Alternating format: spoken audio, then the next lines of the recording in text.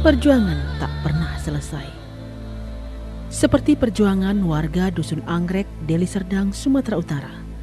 Perjuangan mereka dalam aksi merebut kembali hak atas tanah garapan dari keserakahan rezim Orde Baru. Ini hanyalah satu kisah dari berbagai rentetan cerita heroik petani yang didampingi Bitra Indonesia.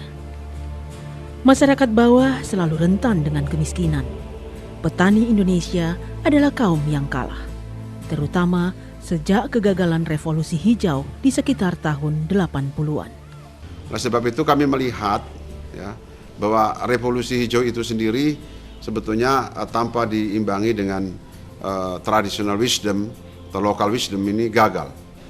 Tapi pertanian itu sendiri dari realitas yang kita lihat di lapangan bahwa ternyata yang menjadi petani pada tahun 80 itu juga sudah mulai terdegradasi ya. Artinya terjadi perbandingan yang terbalik antara banyaknya mahasiswa pertanian, bahwa yang jadi petani itu tetap aja bukan yang sekolahan gitu. Ya. Jadi yang jadi petani itu misalnya karena ada orang merantau dari kampung ke Jakarta, setelah di sana gagal, pulang kembali dan dia menjadi petani. Atau juga di desa karena kalah bersaing dengan kawan-kawan yang lain yang sudah merantau, dia menjadi petani. Akhirnya kita berpikir pada waktu itu tahun 80-an, siapa nanti yang akan menjadi petani di tahun 2000-an ya, kalau SDM pertanian ini ternyata mengalami kemunduran terus.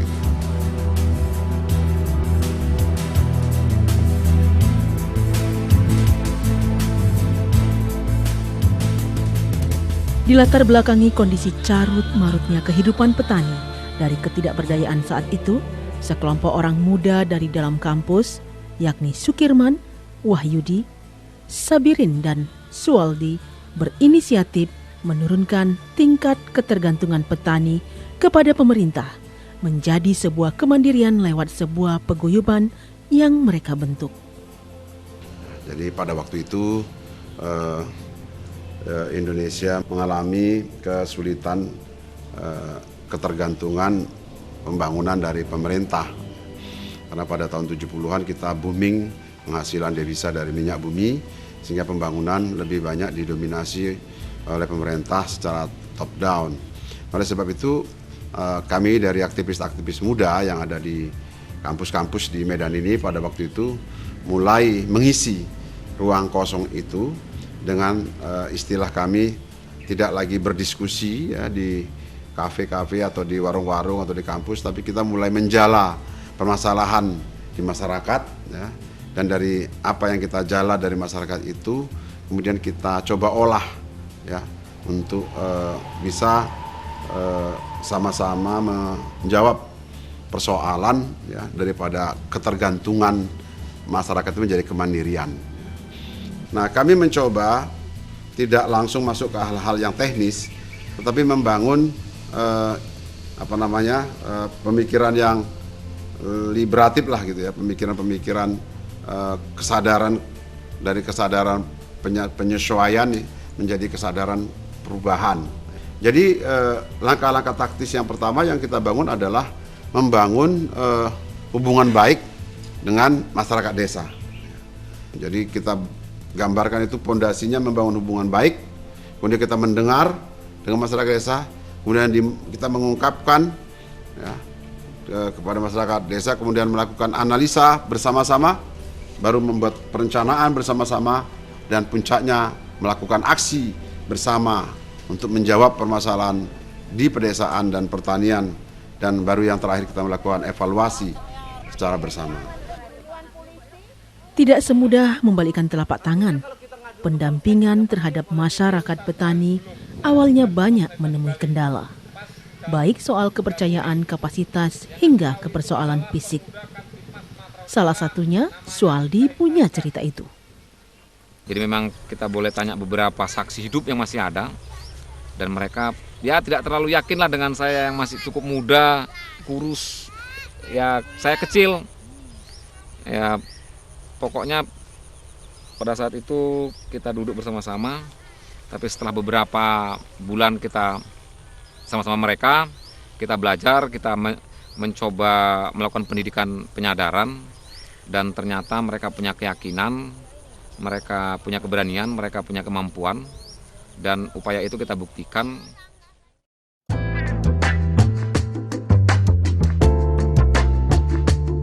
Dalam perjalanannya, Bitra atau Bina Keterampilan Pedesaan diakte notariskan menjadi yayasan pada 31 Januari 1992.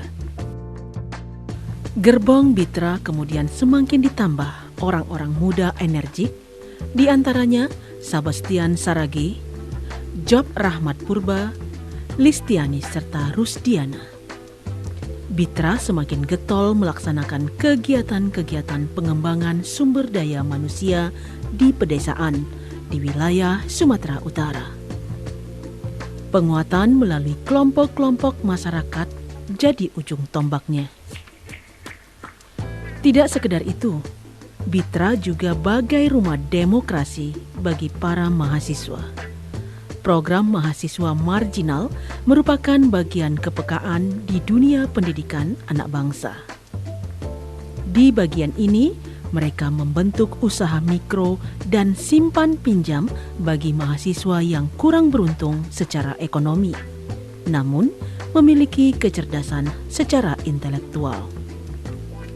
Tapi di program mahasiswa marginal sendiri, terutama ketika masuk ke dalam Bitra ini, saya mendapatkan banyak hal, tidak hanya sekedar program ekonomi dari mahasiswa marginal ini, tapi di situ saya belajar soal kaderisasi, tentang kita menjadi bagian dari masyarakat sipil, tentang kita mengenal bagaimana melakukan sebuah kerja-kerja advokasi untuk masyarakat pinggiran dan kemudian masyarakat yang pada saat itu terampas hak-haknya dari hak ekonomi.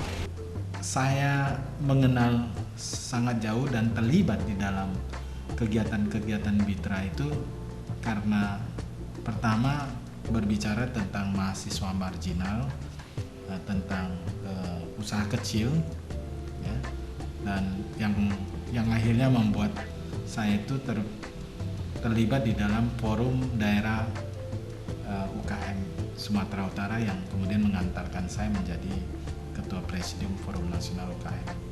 Iya, memang waktu itu Bitra dijadikan tempat berbagai diskusi-diskusi yang dibangun.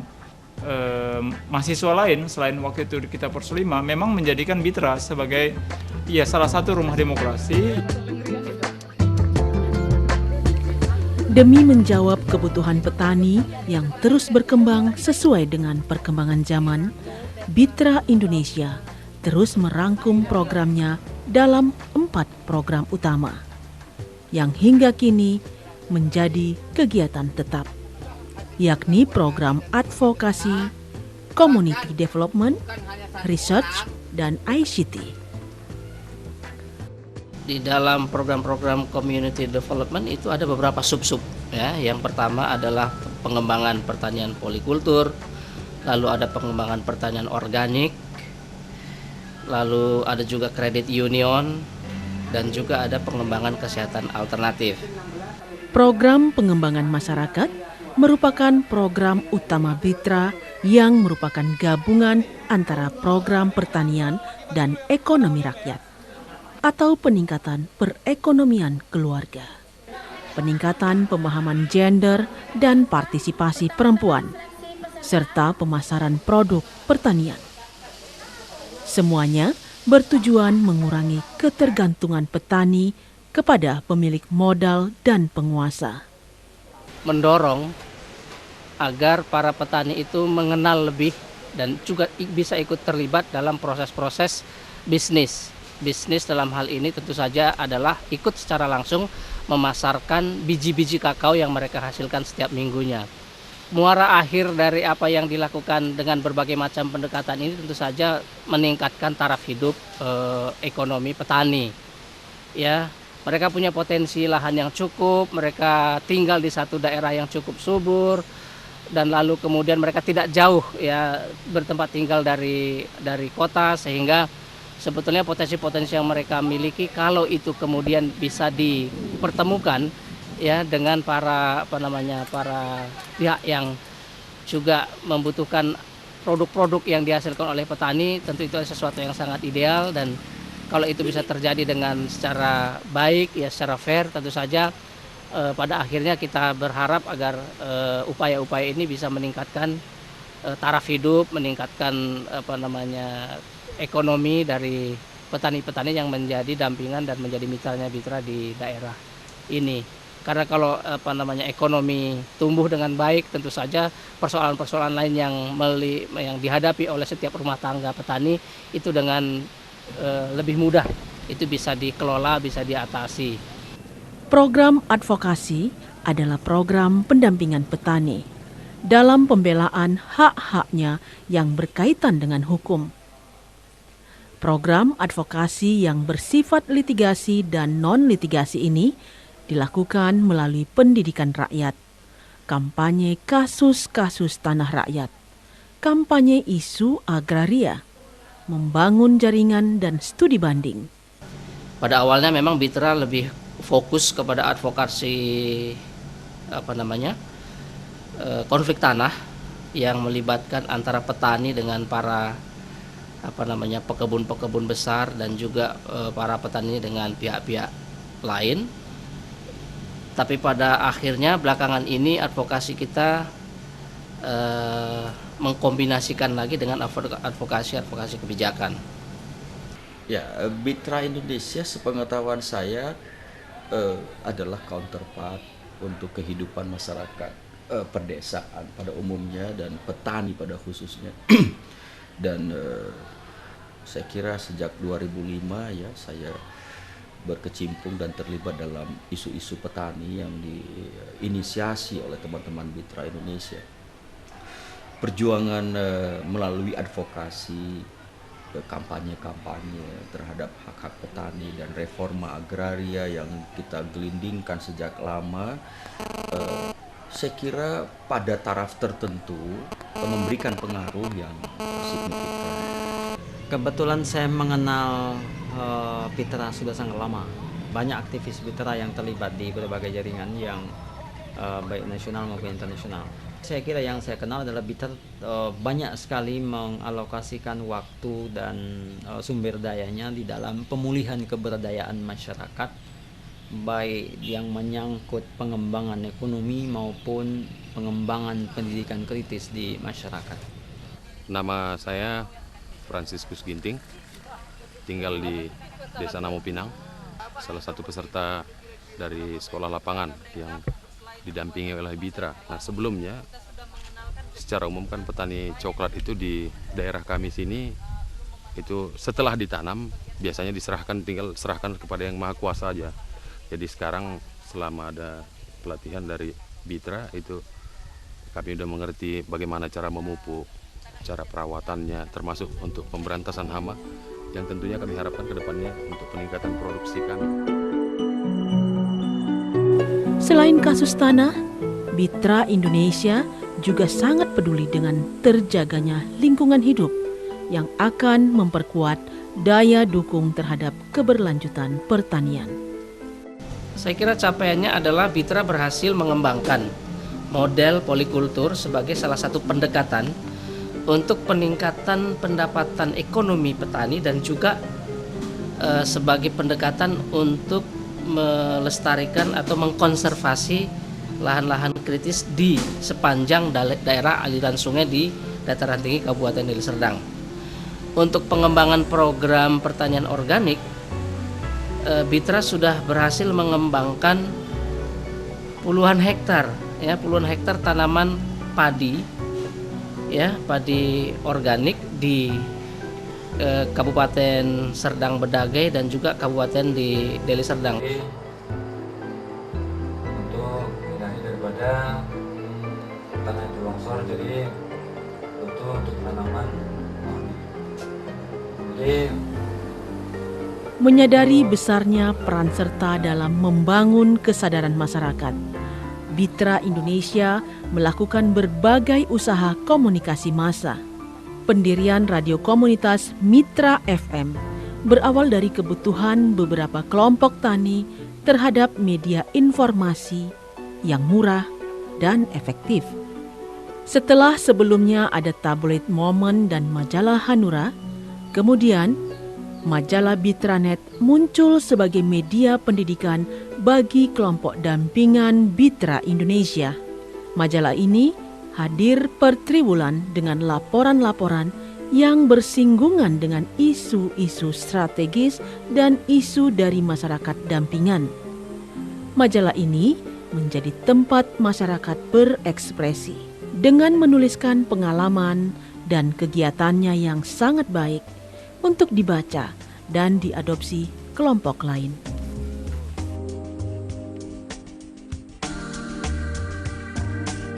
Training Center Sayum Sabah atau TCSS yang terdapat di Kecamatan Sibolangit, Deli Serdang merupakan dedikasi Bitra Indonesia terhadap pertanian dan lingkungan. Di sini merupakan fasilitas bagi petani dan masyarakat umum untuk belajar pola pertanian selaras alam dan polikultur. Hingga sekarang, TCSS menjadi satu tujuan ekowisata yang masih siap menerima tamu dari berbagai kalangan.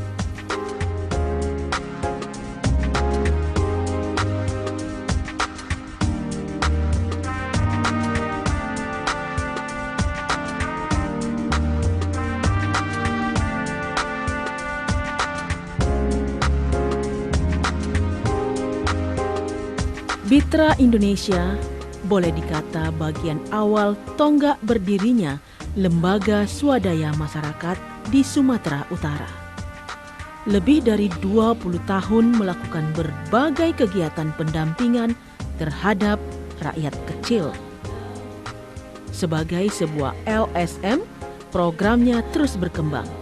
Dituntut memiliki program dan kegiatan yang bersifat sinergis dan realistis demi terciptanya ruang aktualisasi dan konstruktif bagi pengembangan masyarakat.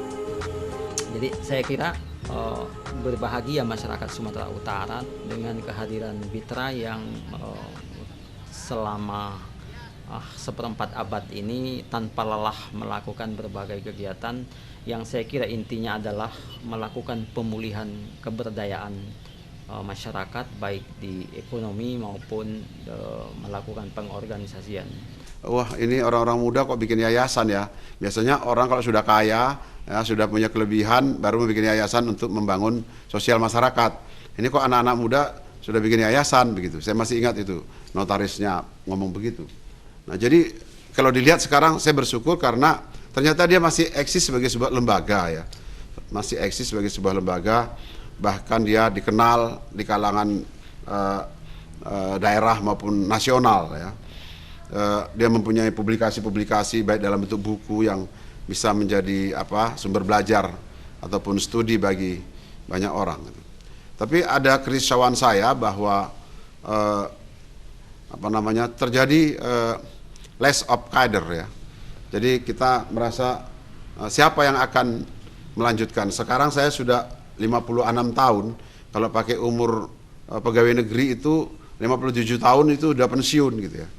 Nah, meskipun di dalam berpikir dan bertindak untuk masyarakat tidak ada istilah pensiun, tapi menurut saya secara fisik, secara pikiran pasti menurun.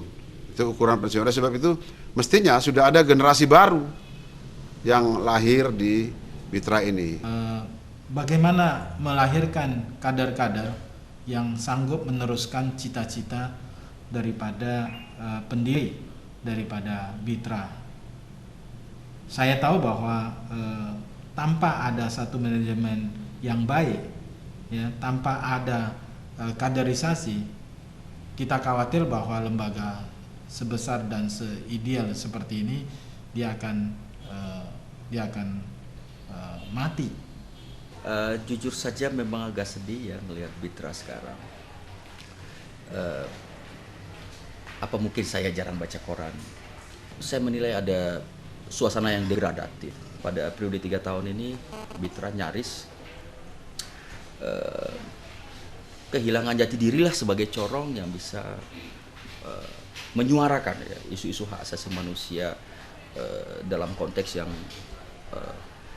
lebih baik ke depan. Misalnya bagaimana kaitan human rights and development, atau bagaimana kaitan pembangunan berbasis HAM. Ini kan konteksnya juga pada perlindungan teman-teman petani. Saya kira teman-teman di Bitra Indonesia perlu diyakinkan, mungkin mereka kehilangan ide tentang hak asasi manusia, ya kita bisa berdiskusi kembali dengan teman-teman Bitra Indonesia melalui Bitra Forum.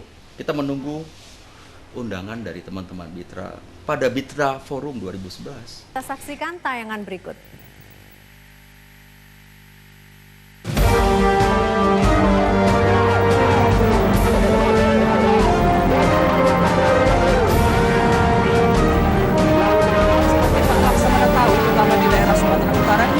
Banyak sekali lembaga-lembaga keuangan alternatif seperti Bank Perkreditan Rakyat atau BPR. Dia sebagai lembaga keuangan mikro sangat strategis karena berdekatan dengan nasabah. Tetapi apa yang terjadi dalam pengaturannya, pengelolaan manajemen dan syarat permodalan itu hampir diberlakukan sama seperti pengelolaan bank-bank besar. Bagaimana mungkin kebijakan ini bisa menolong, bisa menjawab seluruh kebutuhan-kebutuhan penyediaan modal bagi masyarakat kecil. Mengukur keberhasilan Bitra ini tentu saja tidak hanya melihat dari satu aspek saja, tetapi harus melihat beberapa aspek yang lain. Betul bahwa mungkin advokasi konflik tanah itu diidentifikasi sebagai salah satu keberhasilan. Tetapi setelah konflik tanah itu diselesaikan lalu rakyat mendapatkan haknya, nah tanah itu akan dipergunakan untuk apa, itu kan pasti nanti akan bersinggungan dengan divisi yang lain, dalam ini divisi Konbev. Nah kalau dari sejak awal hal-hal seperti itu didekati dengan secara integrasi, maka nanti pada saatnya itu divisi-divisi itu akan berjalan secara simultan. Riset kita yang kita lakukan beberapa waktu yang lalu membuktikan bahwa memang secara ekonomi masyarakat yang menjadi mitranya Yayasan Bitra di lapangan mengalami peningkatan, dan mungkin nanti kita akan coba lakukan studi lagi untuk melihat apakah ada perkembangan-perkembangan tertentu yang terjadi di tingkat masyarakat. Saya kira Bitra harus membangun aliansi strategis ya, dengan ini sekarang panglimanya adalah politik ya. Tapi dari 40-an partai politik, partai yang mana yang dekat dengan petani saya pun tidak melihat. Semua partai mengatakan dia perjuangkan petani, tapi hanya pada waktu mau memerlukan suara petani saja gitu. Jadi betul, seperti Hairil Anwar katakan, pekerjaan belum selesai.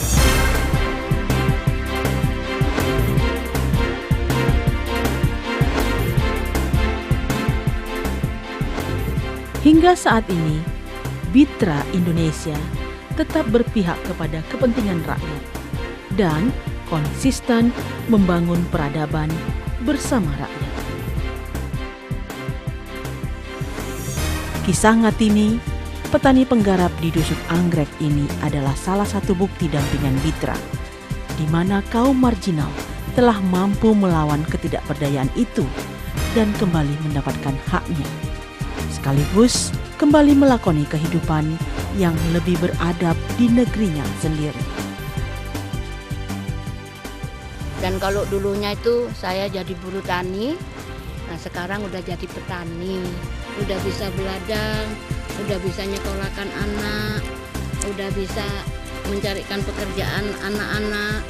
Kalau dulu apalagi untuk sekolah, masih belum kenal Bitra, bikin makan aja susah.